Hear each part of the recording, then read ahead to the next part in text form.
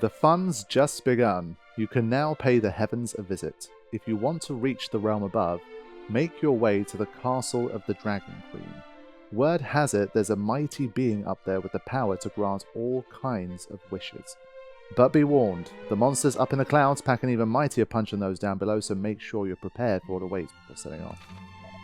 Okay, welcome back, my friends, to this playthrough of Dragon Quest III, the HD 2D remake. So this is officially the post-game. Now, I've had a really good time with the main game, and I've mentioned that I've enjoyed the gameplay of this kind of early take on JRPGs, very much so. And I thought, well, since there is a post-game here, it would be a bit of a shame if I completely kind of ignored it and moved on from here. So what I'm going to do, the plan, is to try and do some of this post-game. And what I have done at this stage, because the story is done, I'm kind of a lot more open to just looking things up and seeing how things work, just to kind of speed up and streamline the process. And what I want to do is basically partially complete the post-game. So just so that people know what's to come for the rest of this series, we are going to try and do one final kind of dungeon or set of areas that are meant to be quite difficult, defeat this boss that was mentioned in that text, and then try to unlock something quite cool that's like a little bit of an epilogue-y special secret ending kind of thing, from what I can understand. So that's one aim, and my other goal is to try and see if it's possible to do the other two ranks of the Monster Arena that I've missed out on so far. So those two are the main thing, and once I've done both of those, it's likely that I will put an end to the series. But those of you who know the game and know what is still possible to do, there is actually even one more dungeon that will be unlocked once I complete some of this stuff. But based on what I've read of that dungeon, it's not the style of post-game I want to do. It really starts to lead more into kind of completionist territory, where the requirements to complete the dungeon are more along the lines of you kind of basically need max stats to do it. You need to be really optimized in your build and your jobs and how you've developed your characters. You need to, say, capture a lot of the monsters. You need basically all of the possible equipment and items. And it's the type of style where if it's just a dungeon and you go to the end and then you try to defeat the boss, then fine. That's more like the first dungeon that we're going to do. But the second one, I believe they've tried to kind of infuse the two elements together, where if you're a hardcore player of the game and you've really loved your experience and you're going to complete the game to the fullest extent anyway, they've kind of fused it in with the sort of the dungeon and all of that other element, where I think it's really nice for those types of players. But if that's not what you're looking to do, then of course it is an optional dungeon, and you can just say, yep, that's not my cup of tea, and just do what you like to do and move on from the game. So that's where we're going to start things off, I think. For this one, we are going to try and go to... what was it? Let's have a quick... It's been a while since I played. It's probably been like 2 months at least since I played. Obviously been focusing on a lot of other stuff, but as the content on the channel is kind of caught up to the end of the game, it's time for me to get cracking again with some more recording. So we will try and do the post-game. I think... if I had to guess, I'd hope to be done in 5 to 10 episodes. I think that's the goal. I don't want it to really take much longer than that. And I believe if I was to try and get into doing the completionist version, then it'd be like another maybe 20, 30 hours. Who the hell knows? But it's a style of completion that I'm generally not too big a fan of. And it's not just a Dragon Quest thing. I mean, you've seen me play a lot of these games over the past. I'm not generally a completionist player. It's pretty rare that I ever go completionist. For example, most recently with Rebirth, I put like 103 hours into the game, and I did almost everything, but there was still a few requirements for me to really make it a completionist run, and I was just like, nah, I'm just not interested in doing it. I will almost always seek out like the most difficult boss in a game if I can, but if there's sort of a very, very big road to get there, like a completionist style road to get there, then again, sometimes I skip it. If I'm not interested in doing everything that's necessary to unlock the boss.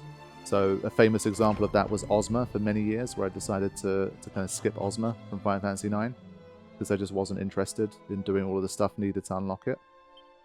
I did change that eventually, because that was pretty much almost the only time that ever happened. But as I say, I think once the game gets too much into sort of completionist, like get every single thing, then I think for me it starts to get a little bit too much, and I prefer to just move on and play something new instead of doing that type of grind. It's very rare that I kind of still, despite all of that, go for it anyway. So we'll see how we go with this one. I'm pretty certain that the first dungeon we're going to unlock as a result of this is going to be much more kind of typical. We're just going to go in, We'll see if we're completely kind of underpowered, sorry, and see how that goes. But I believe it's just a very classic JRPG style dungeon where we're going to go in, we're going to try to traverse it, lots of random encounters, and by the end of it, it could be 2 hours, 3 hours, 4 hours. We're going to face like a singular boss, and once we defeat that, we're going to be able to do something quite special. And that's where I'd pretty much like to wrap up this type of stuff. This castle is the closest place to heaven in the whole world. Apparently, if you earn the title of true hero, you can even get there from here. So, probably this glowing light. There we go. And we are in yet another realm. This is the third different place. So now we're like up in the clouds. What I haven't done is maybe I should have checked like my items and stuff. Do I have enough to recover HP and MP in a big chunk? In a big dungeon. That's what we need to know. Yeah, 118 strong medicines. And we got 8 prayer rings. I'd like to imagine that we have enough. Again, I'm not going to sort of look at the jobs and try to reassign jobs and that kind of thing. This worked for me to get to the end of the game, and I'm just going to stick to it. What I haven't researched once again is like, how do you get like the best job and, you know, the best stats, what's the best growth model, what's the best personality type for each job, and then sort of grind stats based on that, etc. It's not really what I'm into. I'm just going to stick with this team for now. I still think it's relatively balanced where we've got like Wanda who can do a bit of everything, but it's primarily, I'd say, a physical attacker. Then we've got Vesper, who's obviously a bit more of like a faster paced martial artist. And then we've got our black mage and our white mage who can dabble in a bit of both types of magic. So I think it's okay. Obviously could do way better, but I think we'll see how we do for now. So what I won't do to keep like the spirit of old school JRPG dungeon crawling is not, again, try my best to not instinctively press square to reveal the entire map so I know exactly where to go for these dungeons, because I think part of the whole point is sort of getting lost in these dungeons and trying to see if you can survive. What I will do though, because I have the ability, is to use Padfoot. So that's kind of how we're going to do it, and we'll see what kind of levels we're dealing with once the first encounter happens. And then I'll have a look at the menus and that kind of thing to see where we're at. So, nose for treasure. There's 3 treasures left. Okay. So yeah, it's going to be nice to come back to this game. As I say, I have enjoyed the gameplay of this game. Definitely offers like a lot of depth and a lot of options for players. And I've definitely wanted to see how they tackle a bit more of a post-game kind of dungeon and feel. So, here we are. And I guess for those of you that have been enjoying the series so far, thank you all for supporting it so much. And you guys get some bonus content as a result. So there's our first chest. That's a nice start, I guess. And Padfoot is just working really nicely already. Nice. I should have used Peep to check that. That was not smart. I need to get used to all of that stuff again. Do that. Seed of Strength. I think we still stick with Wonder here. I think the more we get into sort of post-game levels, this game has one of those mechanics where if you're not strong enough, you just straight up do 1 damage. And so I need like at least 1 character to be able to kind of do as much damage as possible. So even if Vesper's kind of stuck below the threshold, at least having 1 character that can break through, I think would be nice.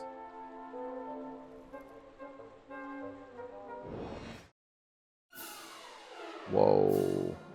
That's a really nasty start. Sheesh. What do we even have? We've got the Sword of Kings going on. Yeah, this is the problem. A group of enemies, but obviously this is 4 different groups. Let's just get a feel for how strong these guys are by starting with this.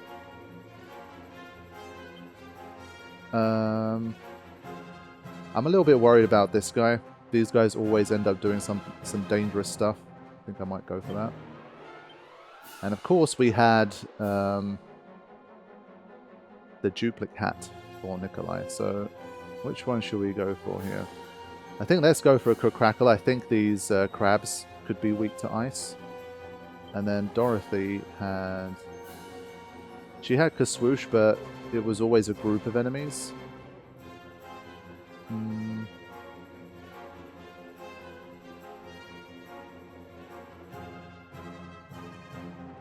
I'm going to try and oomph Wonder here.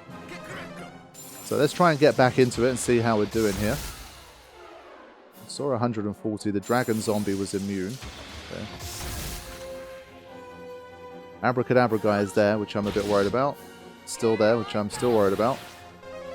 Yeah, it got in first. Okay, I think that's sleep. Oh boy. Okay. Wow, those three are still alive. Okay.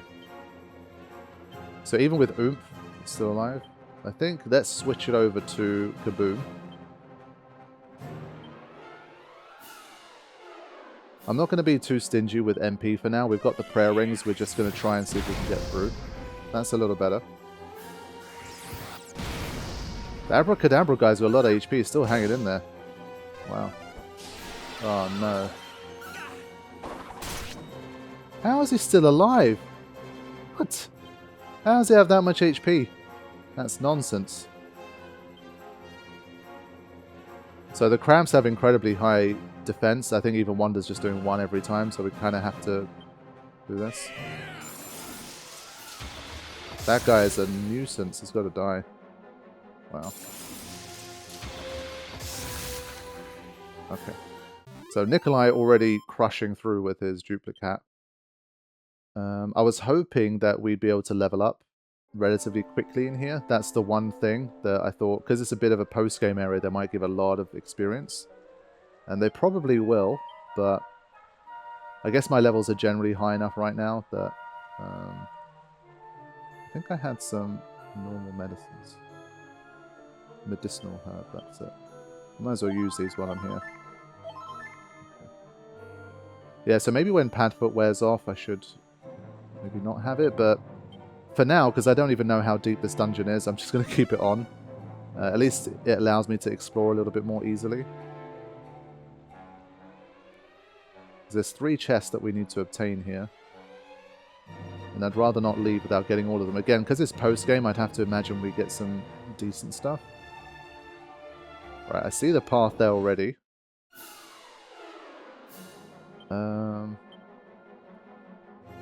I think, again, it's going to have to be Nikolai really powering through here. Try and assassinate this one. And...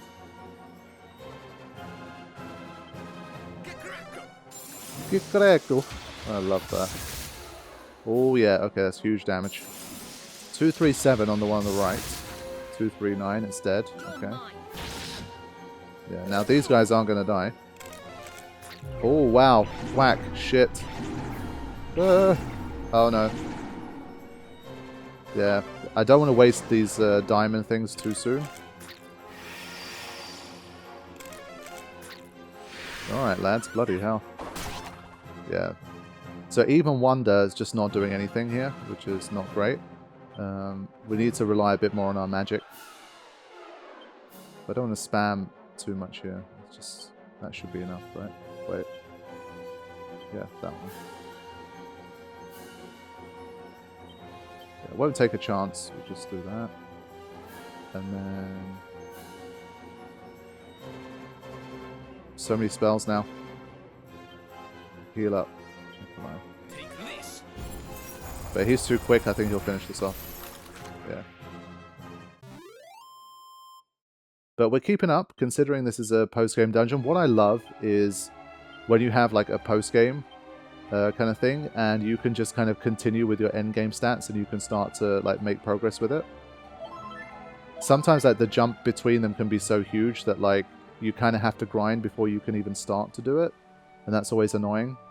I always prefer to be able to just kind of spend as little time grinding as possible and kind of just improve my levels along the way and hope that that's enough. That's always been my approach. So like even if I'm a super boss of the game and I'm still like level 40 to 50, if I can beat it at those levels, that's fantastic. And if I can't, then we have to look at different options. But for now, I think once I find the exit, should I just like see the rest of the map so I don't waste time? Because like, that's clearly how to advance it. I'm just going to move it along. Yeah. Because these dungeons could just be so deep. My primary concern is always finding where is the next bit to progress, and we've done that, so... But we're going to have to backtrack here to be able to try and find the rest of the chests, so we'll do that.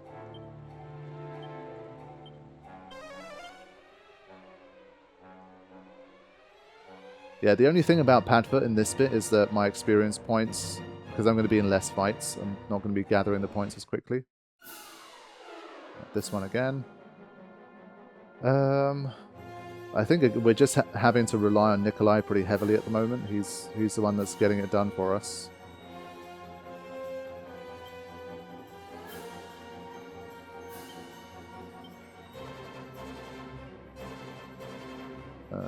She can use whack.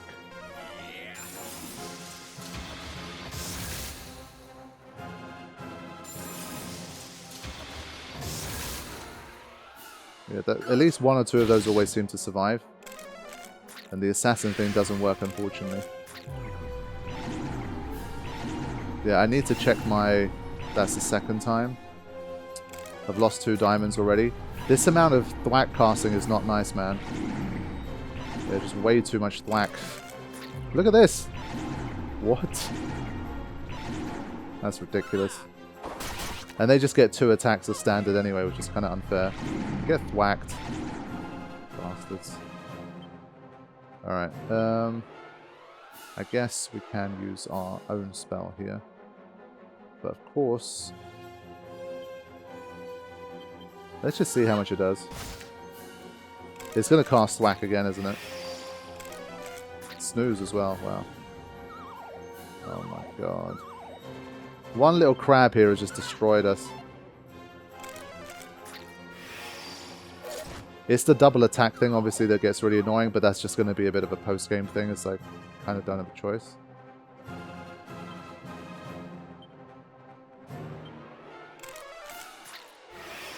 He's just going to thwack us all to death. Oh, great. Of course, my ones never bloody work. Good lord. Right, let's zapple this guy. Come on. The agility is starting to hurt us here as well now, though. Like, Wanda just can't get an attack in.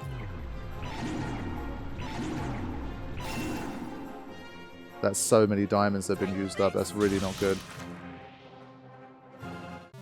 Ouch. And well, I guess we need so many experience points at this stage that even with like 5,000 coming in, no one's leveling up. So, yeah, don't expect too much leveling up to happen here. Oh, come on. Come on. Yeah, not been a great start.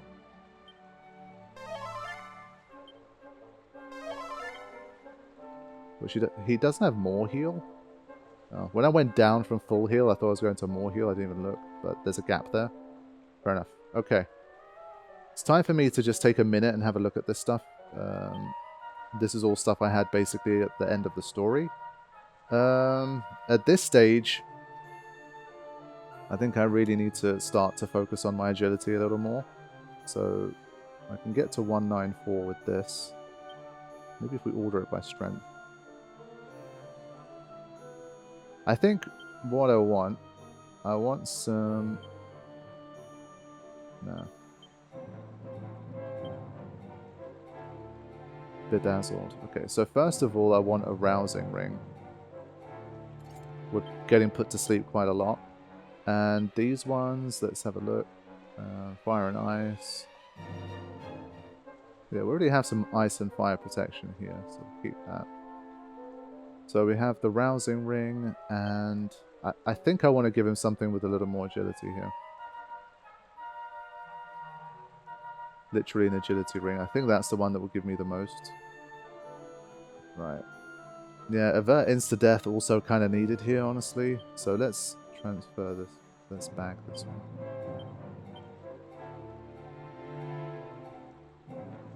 I think we'll survive without this as well. Bag that. This one we could get like 4 hits on an enemy. So that was kind of nice. Yeah, it's a tough one because obviously you're seeing sleep, and I think I should probably still protect sleep and insta-death. So probably still the best way. Okay. So insta-death and sleep protected. I can dish back some enemy damage and I can still reduce fire and ice. So I think that's a good start. We don't have any confusion for now. We'll bring it back out as needed. I feel like we're more susceptible to sleep. Like, it feels like the chance of it happening. We got hit with a lot of thwacks and nothing happened. So, I'm gonna say Rousing Ring. Yeah, so he can be put to sleep, but obviously can't protect everything. We've got to sacrifice something sometimes.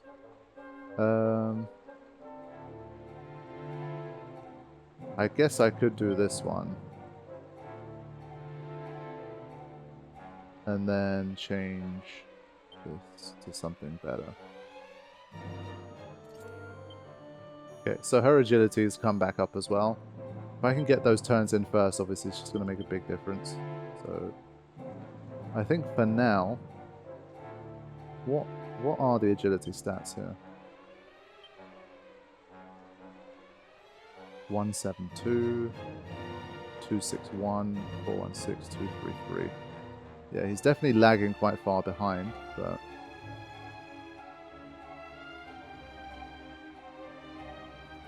I'm wondering at this stage, like, Nikolai, does he still have good enough agility that we can kind of move it off now? He drops to 208. If we just go down to an agility ring, it's still 230. Is that enough?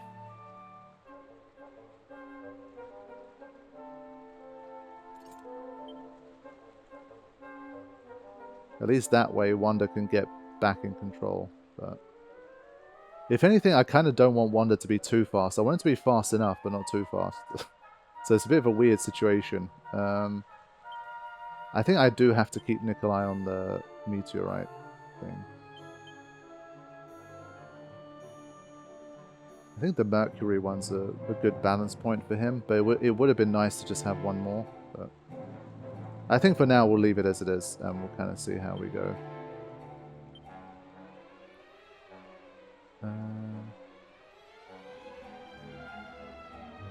Okay, I think we're good. We're going to keep going. It's been a little while there, but I just wanted to get a few things kind of set back up again based on what I've encountered so far.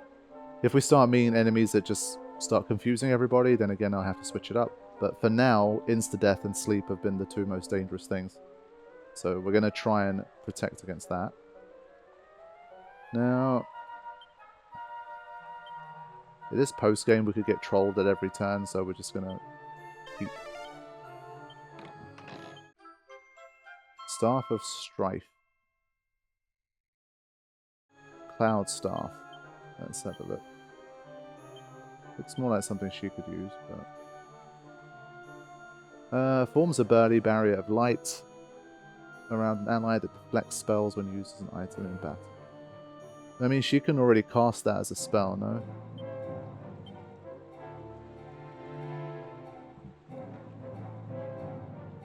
Yeah, maybe useful for Nikolai, but for now, like, the attack's pretty low as well. So now, I think there's one more chest. Damn it. We're going to have to try and find it.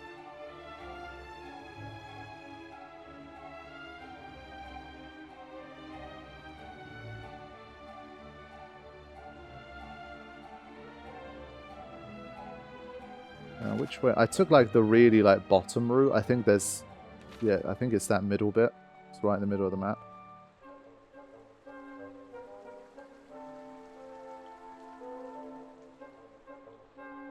Hatfoot just working so nicely. A bit too well, honestly. I kind of wouldn't mind a few more encounters. Let's just leave it off for now. Of course, we immediately get an encounter. Now, I want to try this one. I want to try, like... I wanted to see if it can double hit when you do something like that. It's been a little while. I don't remember.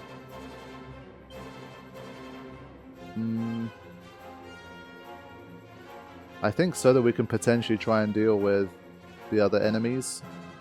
Because I know the dragon should be immune to ice. So...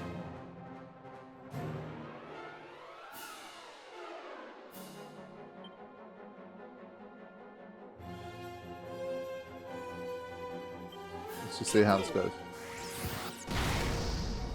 Oh, it actually does big damage on the crab. That's great. Wow. Okay. Was not expecting that. Yeah, it still does 2 attacks. That's good. I'd say it was a pretty good set. Oh boy. Whew. It's quite a lot of damage, but we'll be okay. I think.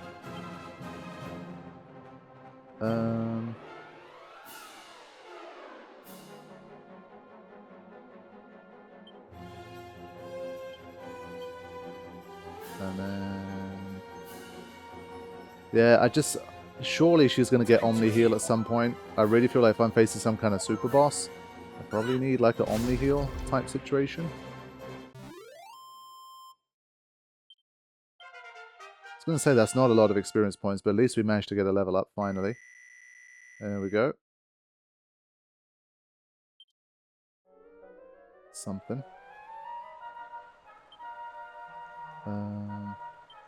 But Dorothy has a lot of MP, so I'm just going to... wow, it costs 18. I forgot how much it was costing. That's a lot. So we got that one too. Was it right at the start? Ah, crap. Yeah.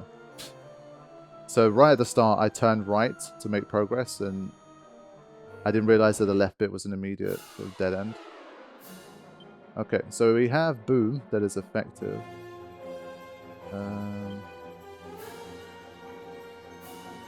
Is it worth trying that, maybe? Because I feel like my physical attack is not doing too great at the moment.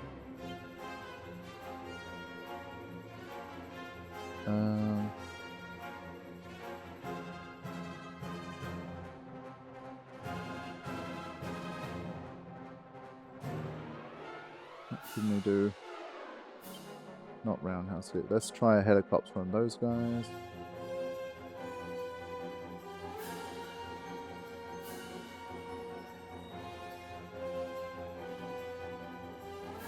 I just want to see what happens with a normal power boom.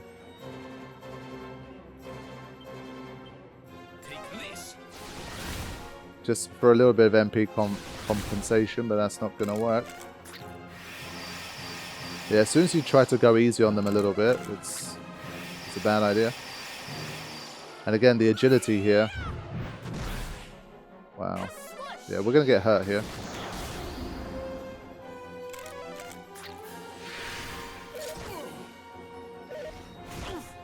Yeah.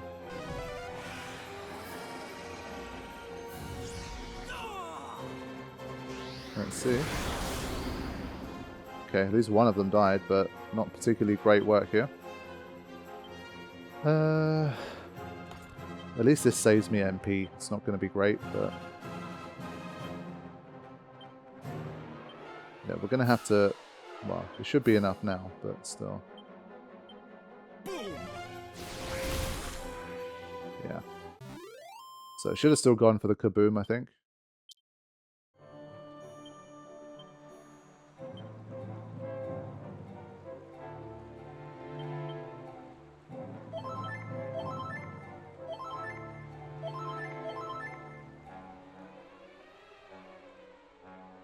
Yeah, I'd say I definitely need like 1 or 2 more abilities for everybody, I think, before I face the final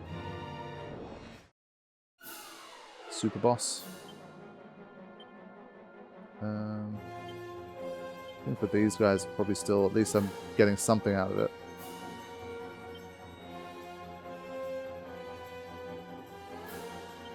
This gives me a chance, but mostly let's just do this.